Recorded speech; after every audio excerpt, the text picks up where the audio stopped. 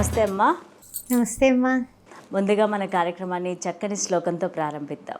తప్పనిసరిగా. హిరణ్యవర్ణాం హరిణిం సువర్ణరతిసృజాం చంద్రాం హిరణమయీం లక్ష్మీం జాతవేదో మవావహ తామవావహ జాతవేదో లక్ష్మీమనుపగామినీం. ఓం శ్రీ మాత్రే నమః. సంక్రాంతి శుభాకాంక్షలు. థ్యాంక్ యూ అమ్మ. మీకు కూడా సంక్రాంతి శుభాకాంక్షలు. అమ్మ, తెలుగు రాష్ట్రాల్లో ఎంతో విశిష్టంగా జరుపుకునే పండుగ మన సంక్రాంతి పండుగ. మరి ఇంత గొప్ప పండుగ యొక్క విశిష్టత ఏమిటి? అసలు సంక్రాంతిని ఎందుకు జరుపుకుంటారు? అంటే సంక్రాంతిని ఎందుకు జరుపుకుంటారు అంటే కనుక, ఆ సంక్రాంతి పండుగ అంటే ధనుర్మాసానికి అన్ని పంటలన్నీ కూడా ఇంటికి వచ్చేస్తాయి. పాడి పంటలతో వర్ధిల్లేటటువంటి మన తెలుగు రాష్ట్రాలలో పంటలు ఎప్పుడైతే వస్తాయో ఆర్థికమైనటువంటి వనరులు సమకూరి రైతులందరూ కూడా ఆనందంగా ఉంటారు. నిజంగా సంక్రాంతి పండుగ చెప్పాలంటే గ్రామాల్లోనే చూడాలి. ఈ సంక్రాంతి శోభ అంతా కూడా గ్రామాల్లోనే కనబడతాయి. ఇందువల్ల ఎడ్ల పందాలు, కోడి పందాలు, అదే కాకుండా ఈ యొక్క ఆటలు, గుండాట దగ్గర నుంచి రకరకాల ఆటలు. వాటిలో ₹1 వాళ్ళు పెట్టుబడి పెడితే ₹10 రావడం. అబ్బా నాకు ₹10 వచ్చాయని 100 పెట్టడం, ఉన్నవి ఉంచుకున్నవి దగ్గర ఉన్నవి కూడా పోవడం, అయ్యో అయ్యో అనుకోవడం, ఆ తర్వాత మళ్ళీ ఇంటికి వచ్చి మళ్ళీ పరిగెత్తుకుని పట్టుకెళ్ళడం, ఇలా రకరకాలు. ఆ కోడి గెలిచారనుకోండి, ఆ కోడితో ఫొటోస్, అవును, రీల్స్ ఇప్పుడు కొత్తగా అయితేనే రకరకాల ఆనందాలు. తర్వాత ఆ కోళ్ళను కూడా చక్కగా జీడిపప్పులతో పెంచడం. అవునమ్మా. అంటే ఏంటి, ఈ పండగకి ముందు నుంచి 6 నెలల ముందు నుంచి కూడా అన్ని ఆయుత్తం చేసేసుకుంటారు. పండగ వచ్చేస్తుంది, పెద్ద పండుగ వస్తుంది, సంక్రాంతి పండుగ, మనం ఆ విధంగా చేయాలి, ఈ విధంగా చేయాలనేసి ఊళ్ళో అందరూ కూడా, ముఖ్యంగా యూత్ అంతా కూడా చాలా ఉవ్వుళ్ళూరేటటువంటి పండుగ. పెద్దవాళ్ళు ముసలి వాళ్ళు కూడా చక్కగా సంక్రాంతి పండుగ రోజు సమైక్య క్రాంతి సంక్రాంతి అంటే అందరి ఐకమత్యానికి ప్రతీక. మన హిందూ ధర్మంలో మనం చెప్పేది ఏంటంటే, సకల మానవులు కూడా సృష్టిలో అందరూ ఒక్కటే. పశుపక్షాదులు అంటే 84 లక్షల జీవరాశుల్లో అందరూ కూడా ఆనందంగా ఉండాలి ఈ పండగ పూట అన్నది పూర్తిగా మన హిందూ ధర్మం చెప్తోంది. ఏ విధంగా అంటే కనుక, ఈ పండుగ రోజున ఎవరు మన ఇంటికి వచ్చినా సరే లేదు, నో అనే మాట మనకి రాదు. అది మామూలుగా అయితే అలా వెళ్ళమ్మా, పైకి వెళ్ళమ్మా అంటాం. పైకి వెళ్ళేదేం ఉండదు, తప్పనిసరిగా వేస్తారు. ఎలాంటి వాళ్ళన్నా సరే వాళ్ళు వస్తారేమో అని దగ్గర పెట్టుకుంటారు. అలానే సంక్రాంతి పూట చక్కగా ప్రొద్దుటేనండి, ఇప్పుడు మనకి ఎప్పుడైతే మకర రాశిలో సూర్య భగవానుడు దదగ్ధమానంగా తేజోవంతంగా మనకి ప్రవేశించాడో వెంటనే ఆ రోజున కాస్త చిటపటలు ఎండ ఎక్కువ అవుతుంది. అవును, అది ఒకటి ప్రత్యేకత. రెండేమిటంటే కనుక, ఆ రోజున మనకి ఎండ సుర్రుమండమే కాకుండా మనకు తెలియకుండానే ఆ రోజు పెద్దలకు పెట్టుకుంటారు. అవునమ్మా. పితృదేవతలకు పెట్టుకుంటారు. పితృదేవతలకు ఏ విధంగా పెట్టుకుంటారు, మన వాళ్ళు, మన తల్లిదండ్రులు కానీ, తాత ముత్తాతలు కానీ ఎవరైతే మనకి దూరమయ్యి కరువయ్యారో వాళ్ళ పేరు మీద బట్టలు పెట్టుకుంటారు. బట్టలు పెట్టుకోవడమే కాకుండా వాళ్ళ పేరు మీద ఇంకాని వాళ్ళకి ఇష్టమైనటువంటి పిండి వంటలు కూడా చేసి పెట్టుకుంటూ ఉంటారు. ఇంకా మూడవది ముఖ్యమైనది ఏమిటంటే కనుక, మంచిగా అన్ని రకాల భక్ష్యాలు చేసుకుని ఇరుగు పొరుగు వారికి పంచుకొని అందరిలోనే ఐకమత్యతాభావం పెరిగి చక్కగా అందరూ బాగుండాలి, అందరూ మనం ఉండాలనే స్లోగన్ ఉంది చూడండి. దానికి సంక్రాంతి పండుగ పెద్ద హోలీ పండుగ అంటే పెద్ద పండుగ అనమాట. అంతేగాని మనము హాలిడే అంటే హాలిడే కాదు, ఇది హోలీడే. దివ్యత్వం కలుస్తుంది, దైవత్వం కలుస్తుంది. మన డిసిప్లిన్గా మార్నింగ్ లేవడం, చక్కగా పెద్దవాళ్ళకి పెట్టుకోవడానికి అటుకులు, తర్వాత ఏమిటంటే బట్టలు, ఆ తర్వాత చూస్తే అరటి పళ్ళు, లేకపోతే ఏ పళ్ళు పెట్టాలంటే ఆ పళ్ళు, తర్వాత స్వయం పాకాలు, బ్రాహ్మణుల ఇంటికి రంపించుకోవడం, శతమానం భవతి శతాయుష్మ ఆయుష్ ఏవేంద్రియే ప్రతిష్ఠతి అని ఆయన దీవించడం, తప్పనిసరిగా అక్షింతలు వేయించుకోవడం, మంచి గుమ్మడి పండు తీసుకొచ్చి దాని మీద చక్కగానేమో అన్ని రకాల పళ్ళు కాయలు, తర్వాత కూరగాయలు అన్నీ పెట్టి పళ్ళ నిండా బియ్యం పోసి ఆయనకిచ్చి, ఆయనకు బట్టలు పెట్టి కాళ్ళకు నమస్కారాలు చేసి, ఆ దంపతులు వాళ్ళు సకల సౌభాగ్యాలతో అన్యోన్య దాంపత్యంతో మంచి కుటుంబంగా ఎదగాలని, ఆ తర్వాత వంశాభివృద్ధి జరగాలని దీవింపజేసుకుంటారు. ఇది ఏ పండుగల్లోనే లేదు. ఓన్లీ సంక్రాంతి పండుగ రోజునే జరుగుతుంది. అమ్మ అలాగే ఉభయ గోదావరి జిల్లాల్లో అన్ని జిల్లాల కంటే కూడా చాలా వైభవంగా జరుపుకుంటూ ఉంటారు సంక్రాంతి పండుగ.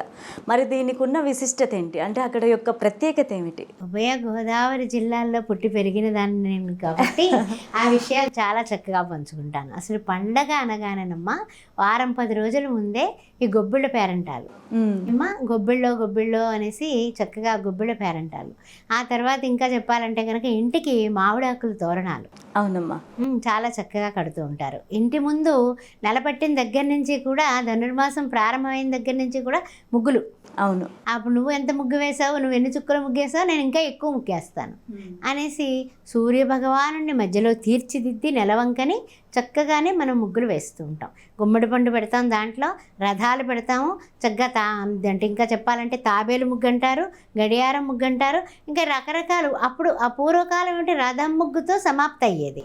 ఇప్పుడు ఏమిటంటే కనుక రకరకాలు, ఇప్పుడు చుక్కలు లేవు, ఇప్పుడు చుక్కలు లేవు, ఓన్లీ చక్రాలు, తర్వాత లతలే. డిజైనింగ్ ముగ్గులు, డిజైనింగ్ శారీస్ లాగా డిజైనింగ్ ముగ్గులు వచ్చేసాయి. సంక్రాంతికి కూడా డిజైన్లే వేస్తున్నారు గుమ్మాల ముందు. అంటే ఏమిటంటే పళ్ళు వేస్తున్నారు, దానిలో కాయలు వేస్తున్నారు చక్కగాని. అంటే మనకి పూర్తిగా కూడా మన భూభాగంలో ఉన్నటువంటి మనుషులు ఆ జీవనాధారం ఏమిటి, భూమి.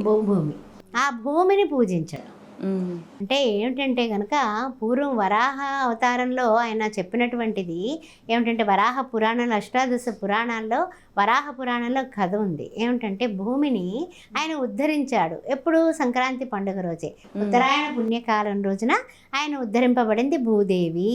అప్పటి నుంచి పండుగ చేసుకున్నారు సుమా అన్నది ఒకటి. ఆ తర్వాత ఇంటి ముందు పెట్టే గొబ్బెమ్మ కూడా భూమాతకి ప్రతీకగా పెడతారు. భూమి భూలక్ష్మి అంటూ ఉంటాం, అవును, భూదేవి అంటూ ఉంటాం, అది ధర అంటూ ఉంటాం, వసుంధర అంటూ ఉంటాం. అంటే అన్నీ కూడా ఆ తల్లికి, ధరణి ఆ తల్లికే చెందుతుంది. అలాంటి అమ్మని మనం ఇంటి ముందు గొబ్బెమ్మ రూపంలో పూజిస్తాం. అంతేకాకుండా గడపలకి పసుపు కుంకాలు పెట్టుకోవడం, చక్కగా బంతిపూల తోరణాలు పెట్టుకుంటాం. అవును. తర్వాత అంతా కూడానమ్మ ఆకు రాలిపోయి తిరిగి చక్కగా చిగుర్లు తొడిగే కాలమే సంక్రాంతి టైం. అలాగే పచ్చని ప్రకృతి, ఆనందంగా అద్భుతమైనటువంటి పులకింతగా చలి ఓ పక్కన లైట్గా, తర్వాత చూస్తేనేమో ఓ పక్కన ఎండ సుర్రమంటుంది. ఇలా కోడిపందాలు, ఆ కోడిపందాలకు వెళ్ళేవాళ్ళు, చూడటానికి వెళ్ళేవాళ్ళు, వెళ్ళి అక్కడ డబ్బులు పూర్తిగా గెలుచుకొని వచ్చేవాళ్ళు కొంతమంది, కొంతమంది పోగొట్టుకొని వచ్చేవాళ్ళు కొంతమంది. కోడిని గెలిచిన వాళ్ళు ఇంట్లో చక్కగా ఆ కోడితో ఆ రోజు విందు భోజనం. అవునమ్మా. బంధుమిత్రుల్ని పిలుచుకోవడాలు, వాళ్ళకి వీళ్ళకి పంపుకోవటాలు, పోరట్లు పెట్టుకోవడాలు, ఇవన్నీ కూడా తెలుగునాడు ముఖ్యంగా గోదావరి జిల్లాలో ఇవన్నీ జరిగేటటువంటి ప్రక్రియలు. అయితే ఏమిటంటే ఇంకెంత అంటే ఆ రోజంతా వండుతూనే ఉంటారు. ఆడవాళ్ళు అయితే చక్కగా గారెలు వండుతారు, గారెలుని తర్వాత ఈ యొక్క గెలుచుకొచ్చినటువంటి పదార్థమైనటువంటి కోడి రెండింటిని కాంబినేషన్గా తినేవాళ్ళు. అవునమ్మా. ఈ పండగ రోజున ఇంక అసలు ఏం చెప్పాలంటే కనుక దుమ్మారే అన్నట్టుగా ఉంటుందమ్మా. అంత చక్కటి విధానంలో ఉంటుంది. ఆ వీధులన్నీ కలకల్లాడిపోతాయి. వెళ్ళేవాళ్ళు, వచ్చేవాళ్ళు కొత్త బట్టలు ధరించి, పిల్లలైతే హడావుడిగా తిరిగేయడం, తర్వాత తీర్థాలు, తర్వాత జాతరలు పండక్కి. అవునమ్మా. తర్వాత కొన్ని దేవతల జాతరలు కూడా చేస్తారమ్మా పండక్కి, చాలా బ్రహ్మాండంగా చేస్తూ ఉంటారు. అలా అన్ని రకాలుగానే కూడా సంక్రాంతి పండుగ అంటే శోభాయమానం. మన ఆంధ్రాయే కాదు, తెలంగాణయే కాదు, అన్ని చోట్ల కూడా కొత్త బట్టలు కట్టుకొని వాళ్ళంటూ ఉండరు. తప్పని సంక్రాంతి పండుగ కన్నా కట్టుకోపోతే ఎలాగా అని కట్టుకుంటారు. తర్వాత వస్త్ర వితరణ చేస్తారు, అన్న దానాలు చేస్తారు. అదే విధంగా ఇంకా చెప్పాలంటే ఈ గుమ్మడి పళ్ళు దానం చేస్తారు. తర్వాత పుస్తకాలు దానం చేస్తారు. అంటే నోట్స్ పుస్తకాలు లాంటివి అవి కూడా దేవుడి దగ్గర పెట్టి, సరస్వతి నమస్తుభ్యం వరదే కామరూపిణి విద్యారంభం కరిష్యామి సిద్ధిర్భవతు అని పిల్లల చేత దానాలు చెప్పిస్తారు. పిల్లలకి మన భారతీయ సంస్కృతిలో ఉన్నటువంటి రకరకాలైనటువంటి వితరణ అనేది తప్పనిసరిగా చేస్తుంటారు. కంఠస్థ్య భూషణం ఏమిటది? నెక్లెస్లు పెట్టుకోవడం కాదు. కంఠస్థ్య భూషణం సత్యం, సత్య భాషణ. పండగ రోజున పెద్దలకి పెట్టుకొని అబద్ధాలు చెప్పడం కానీ, ఎవరి మీద కూడా అటు ఇటు కాకుండా మాట్లాడటాలు కానీ చెయ్యరాదు.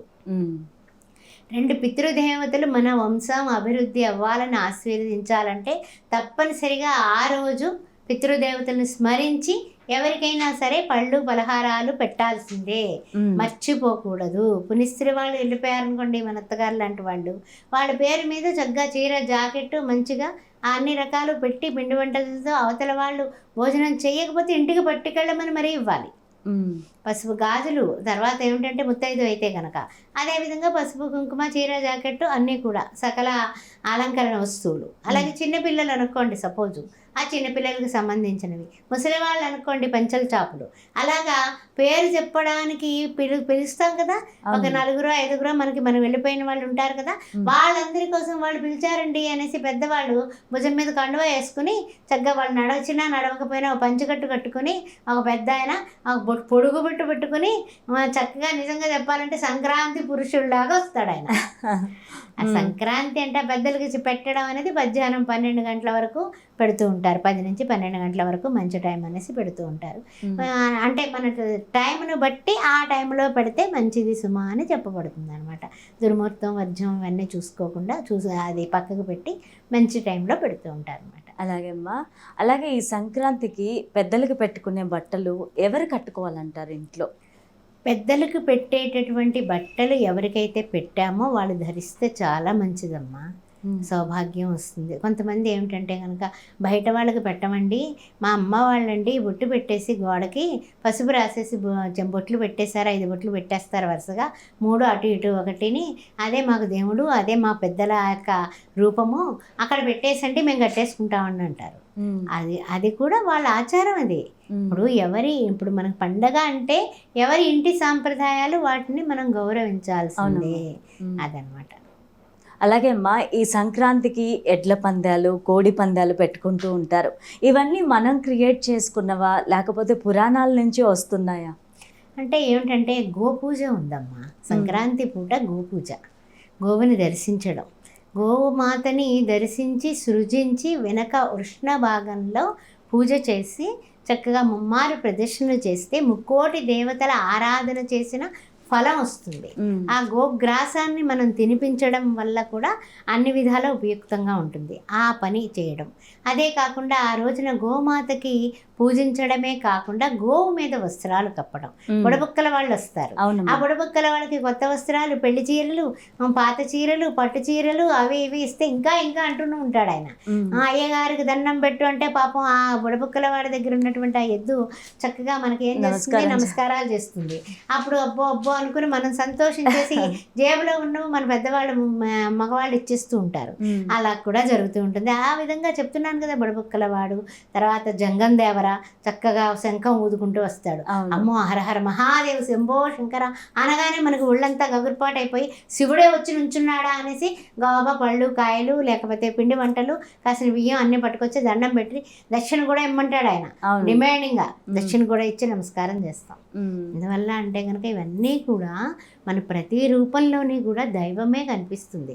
దైవం మనుష్య రూపంలో తిరుగాడుతూ కదలాడుతూ తన స్వస్వరూప జ్ఞానంతో మనకి సంక్రాంతి చాలా చాలా విశేషమైనటువంటి పద్ధతులు నేర్పిస్తుంది. అమ్మ, ఇప్పుడు మీరు చెప్పిన వాటన్నిటిలో కూడా దానం ఒక గొప్ప గుణం అని తెలిసింది. అంటే దానం చెయ్యాలి ముఖ్యంగా. సో ఇప్పుడు పిల్లలకి ఇదేం తెలియదమ్మా. ఇప్పుడు పిల్లలకి, ఈ జనరేషన్ పిల్లలకి ఈ సంక్రాంతి పండుగ కానీ ఈ దానాల గురించి కానీ ఏం తెలియదు. మీరేమంటారు దాని గురించి? చెప్తున్నాను కదమ్మా, కంఠస్య భూషణం సత్యం, హస్తస్య భూషణం. ఇప్పుడు గాజులు వేసుకున్నాం కదా, గాజులు కాదు, హస్తస్య భూషణం దానం. మనం ఒక గుప్పుడు అన్నం తింటున్నాము, నోట్లోకి 5 వేళ్ళు వెళుతున్నాయి అంటే మనం ఎవరికైనా సరే భోజనం పెడుతూనే ఉండాలి. కనీసం మనకి నెలకు ఒక్కసారైనా సరే, ఒక్కరోజు అమావాస్య అవనండి, పౌర్ణమి అవనండి, ఏకాదశి అవనండి, శనివారం పూట అయినా సరే కనీసం పిల్లల చేత ఒక 5 మందికి భోజనాలు పెట్టించడం అనేది అలవాటు చేయండి.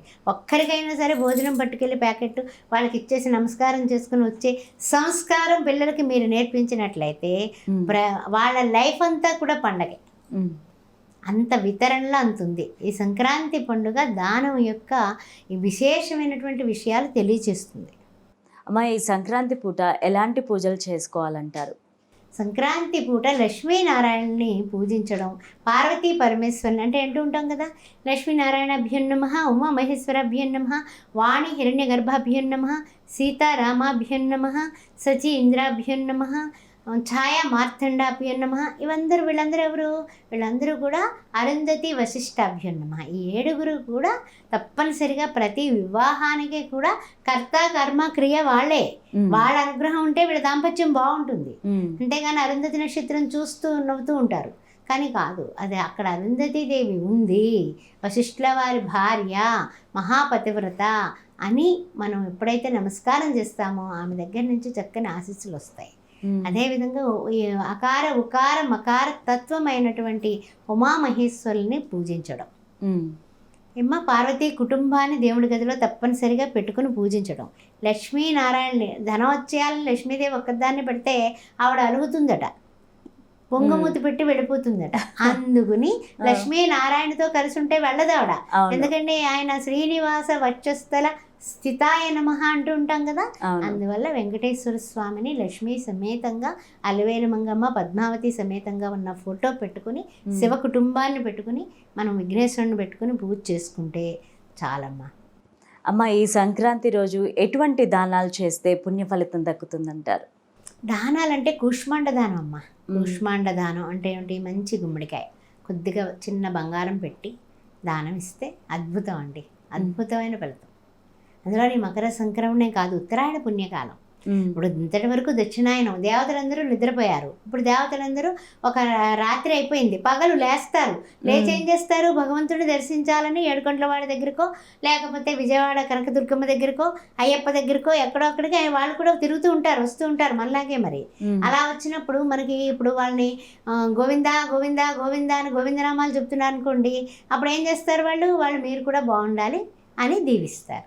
అందువల్ల అలాంటి దీవెనలు అందుకోవాలంటే కూష్మాండ దానం చేయటం, వస్త్రదానం చేయటం, అదేవిధంగా మనకి అపరాలు అన్నీ పెట్టి కాయగూరలు చక్కగా, అంటే ఏంటంటే స్వయం పాక దానం చేయటం.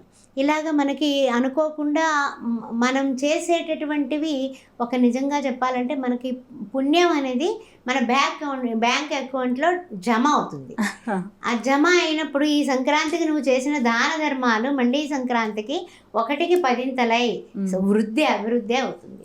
నీ జాతకంలో ఏ విధమైనటువంటి తేడాలున్నా, లేకపోతే ఉచ్చదశ ఉన్నా, నీచదశ ఉన్నా, హెచ్చులున్నా, తక్కువలున్నా అన్నింటినీ సమతుల్యత చేసి నీవు చేసే దానం హస్తస్య భూషణం దానం. ఇప్పుడు ఇచ్చేవాడు చెయ్యి పైన ఉంటుంది కదా, సంక్రాంతి పూట మన చెయ్యి పైనే ఉండాలి. అమ్మా, ఈ ముగ్గులన్నీ కూడా సంక్రాంతి మొదలైనప్పటి నుంచి, సంక్రాంతి నెల మొదలైనప్పటి నుంచి సంక్రాంతి ముగిసి కనుమ వరకు కూడా వేస్తూ ఉంటారు. అండ్ రథం ముగ్గుతో ముగిస్తారు. దాని వెనకాల ఉన్న చరిత్ర ఏంటమ్మా? అంటే ఫస్ట్ నెల పట్టగానే చక్కని నెలవంకని తీర్చిదిద్ది ముగ్గు స్టార్ట్ అవుతుంది. ధనుర్మాసం స్టార్ట్ అయిన తర్వాత మనకి తీర్థ బిందెలు వెళ్తాయి. ఇప్పుడు వైష్ణవాలయంలో తీర్థ బిందెలు అక్కడ దగ్గరలో ఉన్న చెరువులో, కాలువలో అలా పట్టుకొని చక్కగా ఊరేగింపుగా తెల్లవారుజాము కరెక్ట్గా 4:30-5 గంటలకి మనకి బాజా భజంత్రులతో వాళ్ళు వెళుతూ ఉంటారు, గోవిందనామాలతో వెళుతూ ఉంటే అప్పుడు అందరికీ కూడా అమ్మో నిలబెట్టేశారు, అదిగో వినిపిస్తోంది, స్వరం వినిపిస్తోంది అంటూ ఉంటారు మన వాళ్ళు. ఆ తర్వాత ఈ నెల్లాళ్ళు కూడా గోమయం చేత అల్లాపులు వేసి ముగ్గు పెట్టడం వల్ల సూక్ష్మక్రిములు, మనలో ఏమైనా రుగ్మతలు ఉన్నా, శరీర తాపాలున్నా, ఈ యొక్క ఆవు పేడ వాసన వలన కూడా ఎన్నో రోగాలు నశింప చేసేటటువంటి ధనుర్మాస విశిష్టత. కాబట్టి ఆ ముగ్గు ఎక్కడ వేస్తాము? ఆవు పేడతో చల్లిన కళ్ళాపు చల్లిన వాకిల్లో వేస్తాం. ఇప్పుడు అపార్ట్మెంట్ల సంస్కృతి పక్కన పెట్టేయండి, గ్రామాలకు వెళ్ళిపోండి పండక్కి, చక్కగా మనకు తెలుస్తుంది అన్నీ కూడా. అప్పుడు మనం వేసేటప్పుడు తెలియకుండా వాసన పీలుస్తాం కదా.